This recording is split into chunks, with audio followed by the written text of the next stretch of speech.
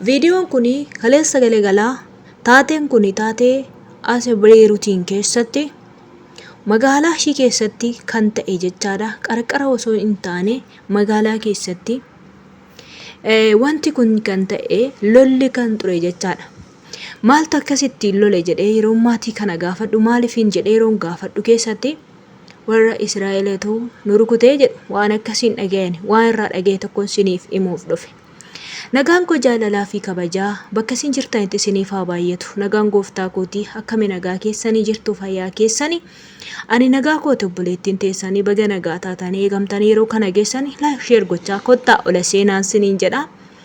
Egaa akkuma viidiyoo gubbaarratti argitan kana tokkicha manni jijjigee jira. Manni bukkeedhaan rukutame waan ta'eef manni in jijjigee manni jigu sun namarratti illee kufuu danda'a. Egaa lubbuun namaas waa xiqqoon dabartee jirti. Warroonni miidiyaa isaanii hordoftanii waan baay'ee irraa argitu jechaadha. Ani kaleessa galgala miidiyaa isaanii karaa feesbuukiitiin hordofaan ture BBC isaanii jechaadha. Sana gubbaarratti waan baay'een argee jechaadha. Akkasuma barreeffama isaan arabiffaan barreeffatan illee gara afaan keenyatti hiikee koomentii isaan barreessaniif illee hiikeetiifan hiikee tana yeroo laalu keessatti yeroon akkasittiin dubbisu keessatti dhugaa rabbiitii jechaadha. Jarri jara siyaasati. Rakkinni isaanii rakkina amantii fi siyaasa jechaadha. Siyaasni kun bakkuma hunda jira. Sila saniitiif akkasittiin lubbuu walii fixaa jiru jechaadha. Ummata Israa'elitu ummata kana rukutaa jira jechaadha. Ummata kana rukutaatii jiru. Ijoollee keenya naannoo sana akka tasaa jiraattan ta'ee fi rakkoon tokko isinirra ga'e ta'ee fi adaraa keessan nu dubbisaa jechaadha. Bakka kun itti uumame keessatti rakkoon tokko isinirra ga'e yookaan yeroo akkasittiin eenyuudhaan rukutan kana keessatti naannoo sana jiraattanii wayinni eenyuun tokko isinirratti kufee baqaashuu madaamin keessan illee singeessuu godiddirree nu dubbisaa adaraa keessan gara eejensii dhaquu qabdu isinii. Sababiin isaa mana yaalallee singeessuu qabu isiniin jedha safara sana naannoo sana kan jirtan jechaadha. Warri kalee galgala wanti kun kan ta'eef jechaadha. Akkasuma sodaan isaanii ammallee sodaa cimaatu jira jechaadha. Nu rukutuu jedhanii jechaadha. Keessattuu Dubaay otoo hin taane Joordaan jedhiitoo ishii tana beruut tana hidhaatii baay'ee sodaachisaa jiru. Sodaataa jiru jechaadha. Jarri sodaachaa jiru. Sababii isaa lolli kun waan amma nurraa dhaabatu miti. Nu rukutu nujjeesu akkuma Filisxeemii san nu fixu jedhanii waan sodaa baay'ee waan qabaniif jechaadha. Adaraa lafa jirtanitti akkuma amantii keessanitti kadhadhaan siniin jedha. Waaqayyo harka isinirra qabee sinaa oolfatu. Siniin jechuun barbaada hordoftoota kiyyaa dhugaa gaafa baanu nu hojjetanneetuuf jijjiirra jennee baanee waan nama qunnaamus hin beekanii egaa rabbiin inni nagaan nu baase nagaadhuma maatii keenyatti biyya keenyatti fuula isaa nuuf deebisee too nagaan akka gallu nu haa gargaaru malee siniin jedha. Galgaladha wanti kun kan ta'e galgala namoonni baay'een keessan argitanii jirtu baay'een keessan immoo akkami wanni kun dhugaadha wanti kun akkamidha lolli kun garamidha jettanii namoonni na gaafattanirra jirtu keessan namoota keessan na gaafate keessa deddeebiseeti fan jira. Waan irraa argee fi waan irraa dhagee garuu anarraa xiqquma gadi siqaa jechaadha. Gadi siqaa tuksii sana dhaga'een jira. Duraafis tuksii hin jira ture garuu akkasittiin kaleessatti baay'ee sagaleessaan dhageechisu ture malee inni kaleessaa yeroo isaan tokko san keessatti roophilaadhaan waan ta'eef wanti isaan ittiin dhufa waan jedhameef jarittiin ammayyuu sodaa cimaa keessa jirti jechaadha. Ofii isaaniitii hin sodaatu ijoollee keenya garuu namni sodaatuuf hin jiru. Waanuma kamiyyuu ta'e ijoollee keenya dantaa hin qaban isiniin jedha. Rabbumti inni manaas hin baasisaa eegu malee of eeggattanii waan gootan hin dandeessan garuu kadhannaadhuma keessan kadhadhaan isiniin jedha.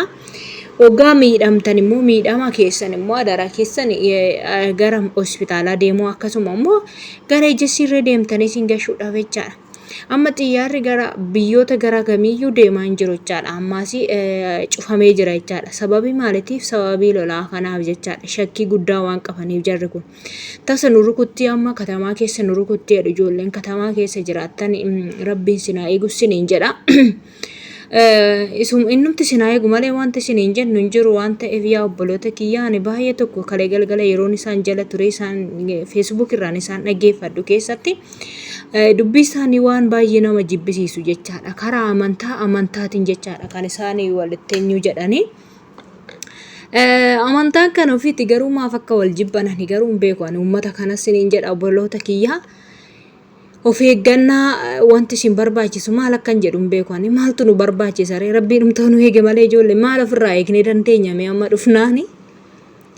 Baay'ee sodaa cimaa keessa jiru jechaadha. Jarittiin ofii isaaniitiif lubbuu isaaniitiif kan isaaniitiif sodaa keessa jiru warra keenyatiif immoo takkaashii sodaa hin qaban jechaadha. Kanaafuu rabbiin lafa isin jirtanitti isin haa eegu. Warroonni biyya garaagaraa jirtan immoo maaltu ta'ee maaltu jira jettanii ijoollee akkasuma beruti keessa warri gooddanyaallee qabdan warri obbolaa qabdan warri hiriyootallee qabdan hundumti keessaniyyuu wanti kun egaa waan hammanaan dhaabatamuu miti. Jedhanii waan haasa'aa jiraniif jechaadha kan ergaatti dabalatee illee dhaban isaanii egaa uumas sodaatu. Yeroo tokkos akkasittiin of sodaachaa turanii garuu hin dhufne hin rukunne yeroo sanaa fi amma immoo dhufanii rukutan xiqqoo rukutanii ammas immoo lammata deebi'anii nu rukutuu jedhanii waan sodaa qabaniifiyyuu ani kanan beeku baay'ee tokko nama yaaddessa. Dhugaa dubbachuudhaaf akka namaatti baay'ee na yaaddessa jechaadha. Akka namaatti jechaan bakka namummaa akkuma namummaatti nama yaaddessa. Sababiin isaa yeroo akkasittiin bakka ba'anii toggaa biyya ormaa keessatti afanii jechuudha. Baanee biyya ormaa keessatti afuu rabbiin nu haa oolchu siniin jedha. Kanaaf siniin jechuu barbaada hordoftoota chaanaalii kiyyaa kanuma warroonni yaaddoftanii maalidha wanti kuni maaltu ta'ee maaltu jira maalidha rakkooni biyya berutiin keessaa qunnamee maalidha jettanii gaggaafattan kanuma Israa'eliitu isaan kana rukutaa jira. Lola isaanii banatanii jiru asitti siniin jedha rabbiin nuuf kadhadhaa akka nurraa qabbaneessu akkuma amantii keessanitti daraa waaqayyoon nuuf kadhadhaa warra as keessa jirru keessattuu Jordaanis warra jiranii warri Jordaanis sanuma Jordaanis isaan kanatti dhiyoodha waan ta'eef isaan kana rukututti isaan rukutti isaanis immoo Jordaanis immoo yeroo baay'ee hin balaaleffatti jarittiin jedhanii Israa'el jechaadha. Kanaaf of eeggannoo waan nu barbaachisu hin beeku ani waaqayyoon kadhachuurraa kan hafe kanan na barbaachisa waan an jedhu of harka hin qabu isinillee akkasuma ta'uu dandeessu warri biyya kana lamaan keessa jirtan jechaadha. Waa miti sodaan qabnu waan hundumaaf inni manaa nu baase nagaatti nu haa eegu siniin jedha obboloota kiyyaa obsaayi obsineetuma sodaa siifneetuma ka adamaal goonaa miti kamis yoo ta'e waanuma hundaaf iyyuu rabbi jira siniin jedha waaqayyoon haa eegu. Hordoftoota chaanaalii kootii warroonni na dhaggeeffattan hedduu galatoomaa nuuf kadhadhaan siniin jedha.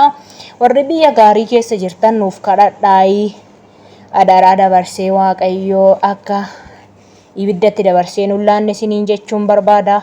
Waan na dhaggeeffattaniif hedduu takka galatoomaa like share godhaayi.